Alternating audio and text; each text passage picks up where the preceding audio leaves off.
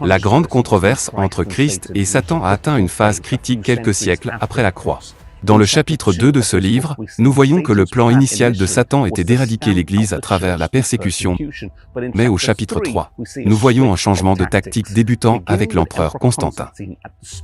Au début du IVe siècle, nous assistons à une période de compromis.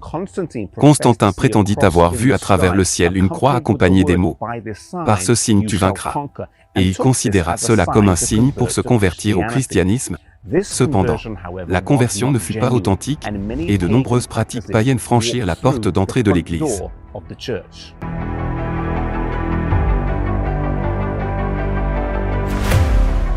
Alors que Rome passait du système païen au système papal, l'une des principales doctrines de l'Église était d'avoir un pape comme tête visible et autorité suprême sur l'Église, les cardinaux et les évêques du monde entier. Il n'existe aucune allusion dans la Bible selon laquelle Dieu aurait investi n'importe quel homme d'une autorité comme celle-ci.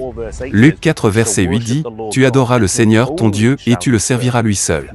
Non seulement cela, mais il prétendit aussi avoir reçu le pouvoir d'interpréter les Écritures. Peut-être est-ce encore plus dangereux.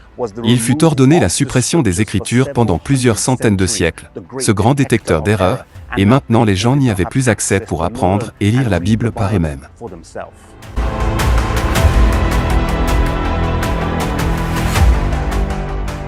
Les images et les reliques sont devenus un élément central de l'expérience religieuse avec la suppression du deuxième commandement des 10 commandements par l'Église catholique et la division du 10e commandement en 2 parties pour en garder quand même 10. Le sabbat du 4e commandement subit également un changement qui a pris un certain temps.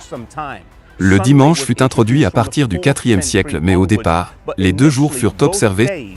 On plaça plus d'importance et plus de joie sur le dimanche. Et on fit du sabbat un jour de jeûne, jusqu'à ce que le dimanche gagne en importance au fil du temps et qu'il soit largement respecté.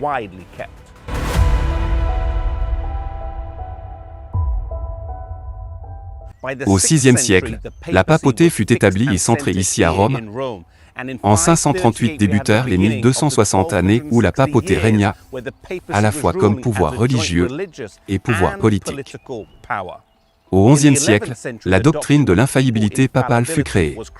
Non seulement le pape se déclarait chef de l'Église, mais il déclarait également qu'il ne pouvait pas se tromper, et en sang il fut considéré d'une manière divine. Cela fut utilisé pour exercer son pouvoir sur les rois d'Europe. Un cas particulièrement grave fut celui de l'empereur allemand qui fut obligé de se rendre, à la demande du pape Grégoire, dans son château d'hiver, en plein hiver, et dut rester dehors dans le froid dans la neige, ses pieds nus sans vêtements, 3 jours et 3 nuits, pour reconnaître l'autorité du pontife dans la soumission et se rétracter.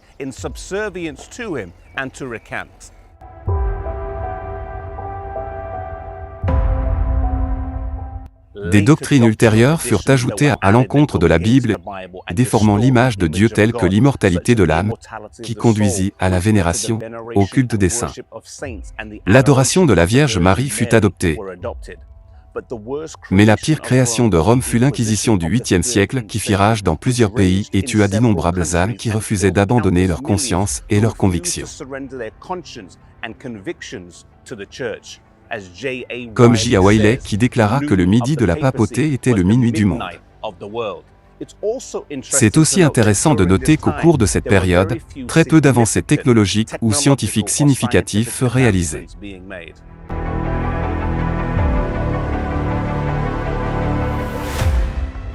Osée 4 verset 6 dit « Mon peuple est détruit par manque de connaissances ». C'est un problème qui existe encore aujourd'hui. Il est nécessaire de montrer aux gens le moyen de sortir de l'obscurité spirituelle et morale qui tourmente notre société. Le psaume 119 dit que la parole de Dieu est une lampe à nos pieds et une lumière sur notre sentier. Puissions-nous être actifs en partageant cette lumière avec d'autres personnes par l'intermédiaire de la page imprimée, ou bien verbalement, et permettre au Christ de briller à travers nos vies. Puissions-nous répandre la lumière dans nos communautés et partager la vérité avec d'autres personnes.